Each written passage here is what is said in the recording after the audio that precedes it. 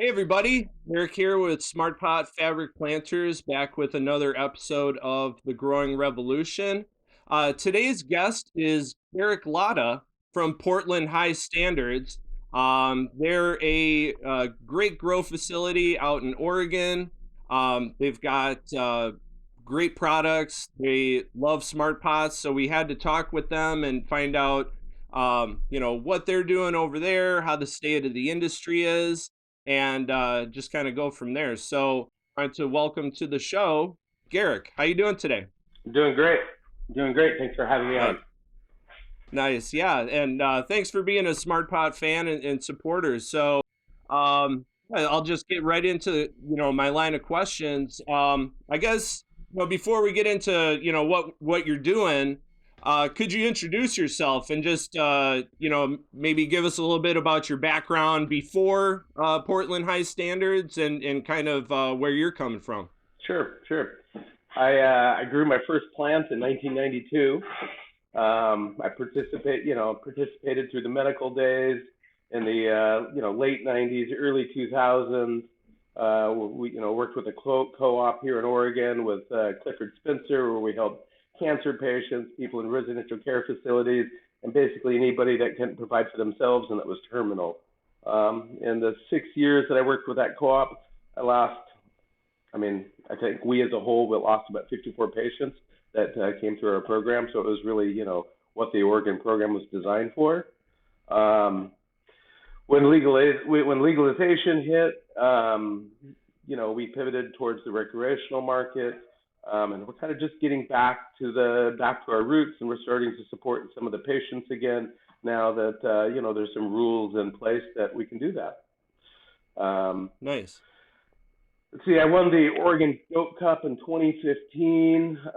Shortly after that, was able to get a deal together for our first direct grow with a couple partners. That ended up kind of being a horror story. The guy ended up stealing from me. Went through 2 years of trying to get him off of our license, and ended up with a couple new really great partners. My partner Dimitri and Michael Simmons. Um, my current partner, Dimitri, he's a retired Costco manager of 30 years, and his brother is an attorney out of Texas, and couldn't be more pleased to have him on the team. Yeah, I guess when you're an entrepreneur, having good team members is crucial. They can be, your biggest enemy or your best friend. So that's cool that you have a good team behind you now. What's your are you're so you're one of the co-owners of the grow there. What's your day-to-day job responsibilities? What are you doing? Oh, I'll do everything. I clean bathrooms and wash floors. As a whole, though, I'm kind of the visionary.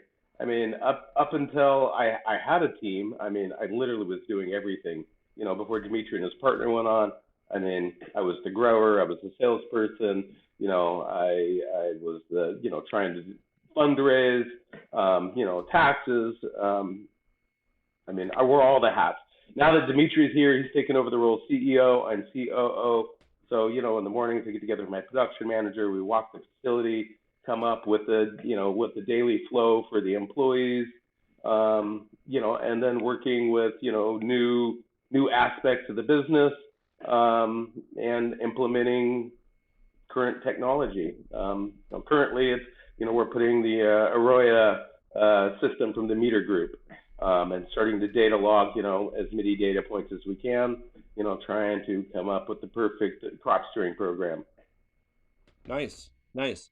And how long have you had that monitoring system and are you noticing anything that I guess you didn't notice before without the monitoring system? Yeah, it's been in for about a week now, so we have about a week's worth of data. And I'd say it's too early to say that we're noticing anything. I mean, the we're partnering with Philips Lighting on the next 6 rooms that we're opening here, and so we have the new Philips TLC 520 lights in the facility, and we're Is that working. an LED? Yeah, yeah. So the TLC 520, it's a 520 watt LED. lighting system. And we're working with a team of guys from Philips Lighting that are helping us kind of decipher all the information. Um, it's going pretty well. Nice. I'm a big fan of LED lights. I mean, they've come definitely a long way from when they first came out, 15 years ago. The yields were terrible, but now LED kind of seems like the way to go. You're saving energy, you're reducing heat. The plants look like they're growing amazing. So that's cool that you guys are testing out some new technology there with Philips. The How many people are? the Go learning ahead. curve is real, though. Oh, okay. It's trying to dial it in and make things perfect.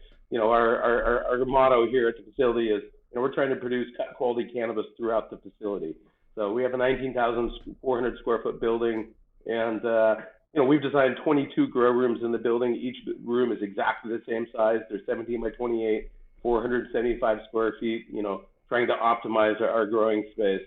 But I Nice. mean, anything that you do, I mean, there's a pretty major growing curve. Yeah, yeah, but that makes sense to have like all of your rooms the same size, and you can just kind of have dialed in consistency in your environment. So that makes sense to not be all over the place on room sizes. How many people are working underneath you there at Portland High Standards? We have 8 full-time employees right now. Oh, okay. So yeah, I mean, you said that facility is 19,000 square feet. How many lights are in there powering that? Yeah, there's 27 lights per room in the hopper and lighting plan rooms, and then about 20 lights per room, 20 to 30 lights per room, between veg and flower for the Philips lighting rooms. So, Nice. it's about 14,000 to 16,000 watts per room. So that's a lot of power. Nice. So I was kind of flipping back through your feed, and I noticed that you've got your parents involved with like trimming flowers and other stuff. Were they always so supportive of you? And especially when you're growing cannabis, not every parent is going to be, super supportive. Mine weren't initially. Were your parents? Did they always have your back in the cannabis world? I wouldn't say always. I mean, there was a time they thought I needed drug rehab. Back in the '90s. Yeah, Yeah. but I mean, they've come a long way with legalization. I would say the big turning point was, is one time I took them out on deliveries with me when I was working with Clifford Spencer and the medical program, and they really saw the people and how it was affecting them, and that was probably the big turning point for them. When I started the grow here, my mom came on board as our as our bookkeeper and helped put together all of our books, and kind of got our paperwork straightened out. She didn't want to see me go to jail, so got to keep the books as clean as possible. Thanks, Mom. Yeah. So have your parents were they consumers at all of any of your flowers, or are they pretty straight edge? Well, I mean, what happened was, is at some point, the arthritis started kicking in, and they started using some CBD creams and balms. And Nice. then a year or two later, that progressed into using CBD THC balms and creams, and then the gummies crept in. So they still go to church every weekend, and now she's taking gummies and creams and pushing them on all the other church ladies. It's quite cute. I've always thought that like religion and cannabis aren't mutually exclusive. I mean, if you believe that God put the plant on our planet, he did it for a reason. So I mean, that's cool that your mom is helping to, expand the consumer base, because really there's so many people who could be benefiting from, THC or CBD compounds, and they're currently using like big pharma products. So, I kudos to your mom. agreed. And there's always Moses and the burning bush. I mean, we know what kind of bush that was. Nice. I never thought of it that way, but Now I won't be able to forget it. Um, so what would you say? So you've posted a lot of pictures, with smart pots in the shots. What sizes are you currently using, and how long have you been using smart pot planters for? We've been using smart pot planners pretty seriously for the last year and a half. Um, we opened with some smart pots when we first opened. Um, they we ended up trying some other brands out that were a little bit cheaper, Hmm. and they didn't seem to dry back correctly. They were getting mold on them, and, dry backs and mold. I mean, those two things were bothering me. So we switched back, and with your guys' direct purchasing program, they're really not any more expensive than anybody else. They're actually cheaper than almost everybody else. Um, yeah, and they're just the best pot. I mean, price aside, it really doesn't matter. I mean, it's more about the dryback than about the price. Yeah, at the end of the day, it's about performance. It's about how the plant does. And, if I had a nickel for every person that, told me, oh, we went with the cheaper option for a run or two and didn't like what we saw, and then we switched back, I'd have a bunch of nickels for sure. That Uh, so I guess, besides kind of getting the environment dialed in, have there been any big challenges for you with Portland High Standards, either with growing or regulations or other issues? I mean, yes to everything. I mean, I don't think anything's ever gone smoothly. I mean, we've had to fight every step of the way. I mean, started out with regulations. I mean, I was on the Clackamas County Marijuana Task Force that helped the county commissioners come up with all the information they needed so they could decide, what the rules and regulations were going to be for cannabis here in Clackamas County.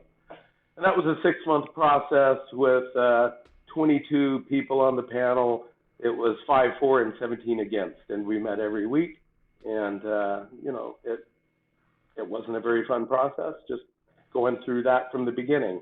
Um, you know, and then we originally we were using smart pots in the 10-gallon size form when we were medical, and then as we transitioned into the new building, we went to rolling benches, started at a 2-gallon smart pot, and now we've worked our way down to the 1 gallon.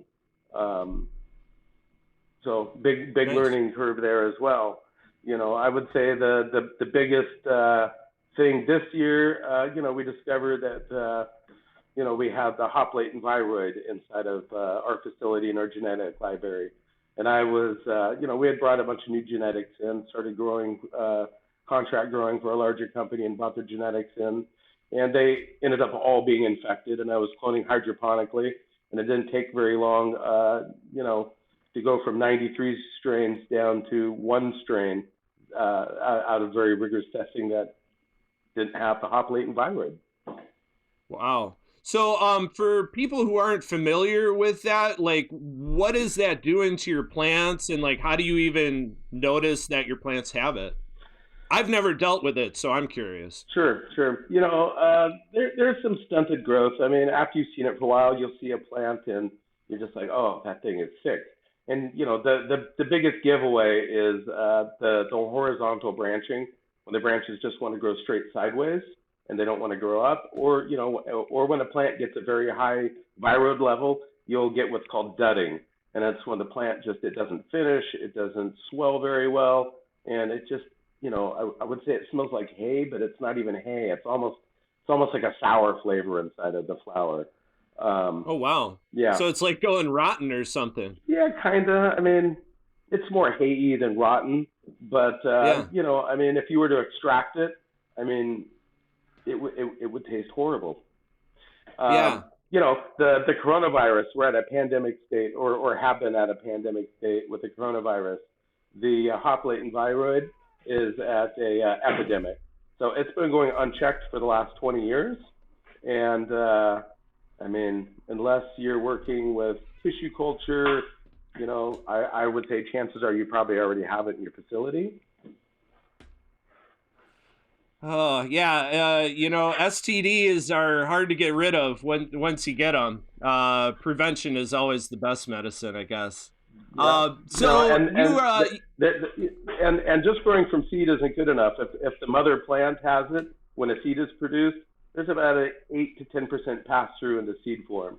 So oh wow. just growing from seed form isn't going to be enough to get rid of it. I mean, you would have to have SOPs in place. You're not cross contaminating and rigorous testing. I mean, you can get clean stuff out, a lot of clean stuff out of seed, but you would need SOPs in place not to cross contaminate. You would need to isolate the good ones and separate them out. And I mean, SOPs, clean, clean. Um, That's funny that you mention it because I've heard people compare, growing cannabis to being like a glorified janitor. Like everything is about, trying to keep your environment as clean as possible, keep your plants as clean as possible. And yeah, really cleanliness is next to godliness when it comes to growing any plants, but especially cannabis, I would say. Agreed. So I you use had mentioned, I use that terminology all the time. I mean, I tell my staff that we're just glorified janitors. We're not yeah. growing the plant; the plants are growing themselves. We try and provide the best environment so the plant can grow great. But in the end, I mean, it's the environment. We're just cleaning up after it. Yeah. The viroid. I mean, it will affect the growth of a plant, and I mean, the joke here is that the master growers, really they're dealing with the hot latent viroid and they're throwing CalMag and whatever they can at it, and it's really the viroid they're dealing with, and they're throwing band-aids at it rather than actually addressing the problem. I'm sure a great majority of people that are dealing with that viroid probably just think they have a nutrient deficiency or, some other issue that they could throw the kitchen sink at and it'll never fix the problem. So, You know, makes sense. the Uh, if you're going organically, you might only see like a 1 to 3% in dudding. If you're crop steering and really pushing a plant hard, I mean, I've had a bench 100% go dud. It's you know, wow. there's a great range. If the plant's sick, it's going to affect terpene production and yield. It just depends how sick is it and how much is it going to be affected. Oh man. So I guess besides smart pots, you said you were doing crop steering. Do you want to, shout out any of the products that you're using to grow your plants? Well, we have a great relationship with Cutting Edge Solutions. Nice. Those guys are like family. John Picciarelli, love that guy to Nice death. crew over there. Great crew. The guys at Phillips Lighting are helping us a lot. Um, and we're using the Bio 365 soil along with Nice. the Smart Nice. I Pod. like So those that's guys as well. we're using the H.E. Anderson injection system. That's been a blessing and totally revolutionized the way that we're watering plants and able to control the EC and the pH inside of the root zone. Nice. So you had mentioned that you won the Dope Cup, I think. Was that 2015? You said? We won at 2015, 16, and 17. Oh, nice. Was that with the same strain or different varieties? We won it all 3 years with Obama Kush in the indica Oh, category. bump. Yep. Nice, nice. Kudos on that. What other? I'm assuming that's probably one of your more popular strains that you're growing. What other? Well, I mean, Are it was at the time, but yeah. and the rec market, it's a numbers driven market, and Obama Kush generally tests from 17 to 21% on its best day, and our very first harvest in direct was 30 pounds of Obama Kush, and we got our first testing back from that, and the testing can sometimes go great and sometimes it goes horrible, and that round came back at 14% THC, and it was probably some of the nicest Obama Kush that I've ever grown, and I couldn't give it away. Really? So people are just so hung up on THC percentage that, if it's not above 20, they don't even want to look at it. I mean, in this market, I mean, I would say it needs to be over 25 to really get onto the shelf. Otherwise, Wow. otherwise you're going to be discounting it to make the sale. You know, Yeah.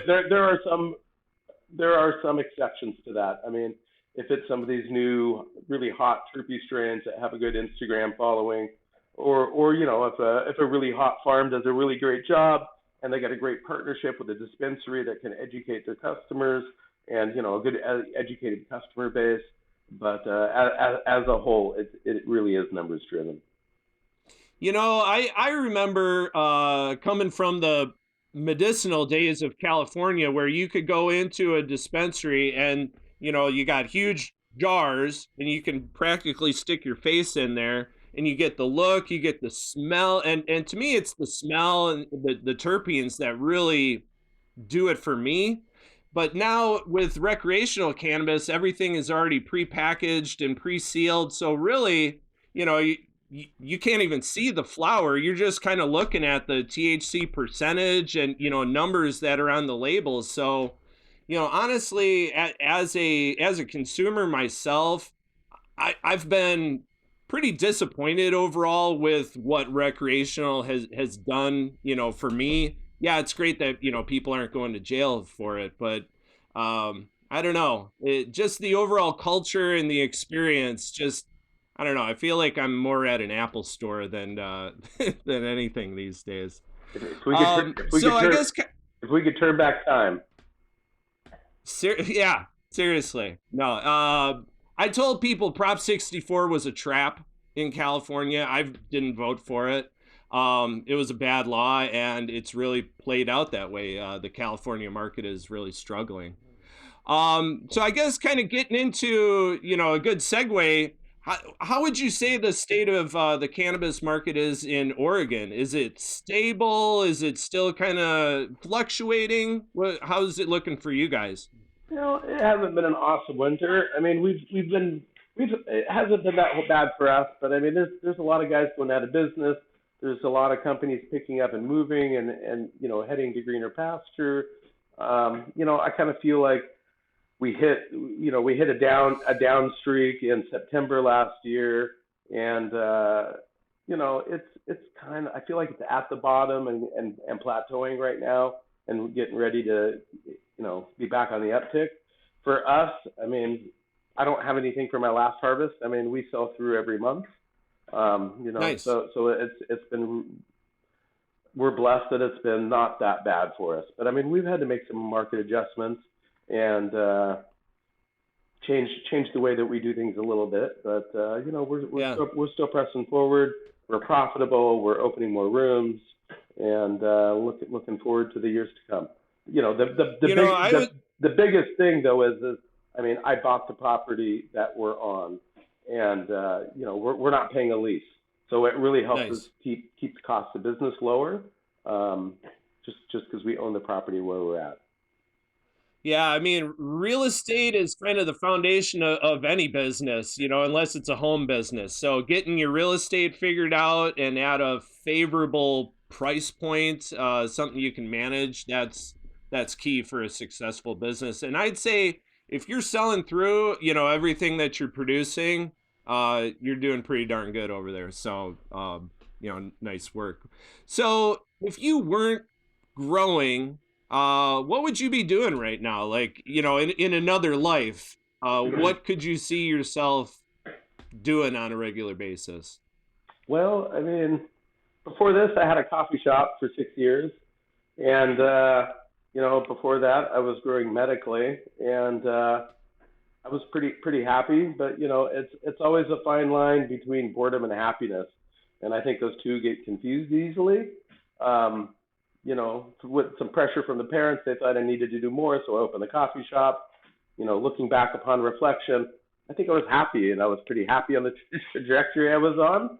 That coffee shop was a lot of hard work and not super profitable. We ended up selling it and making some money off it, but I don't know what would I be doing. I don't know. I started doing jujitsu about 6 months ago, I'd probably be doing a lot of jujitsu, even more than I'm doing now if I wasn't at work every day, I guess. Oh, so jujitsu, that's a recent thing for you. I from your pictures, I would have assumed you've been doing it for a long time. No, we had my son was getting bullied at school, and I felt like the best thing to do would be to get him into an activity that had some big kid laying on top of him every day, so he was just used to it, and so he could stick up for himself and not worry about ramifications of sticking up for yourself in life.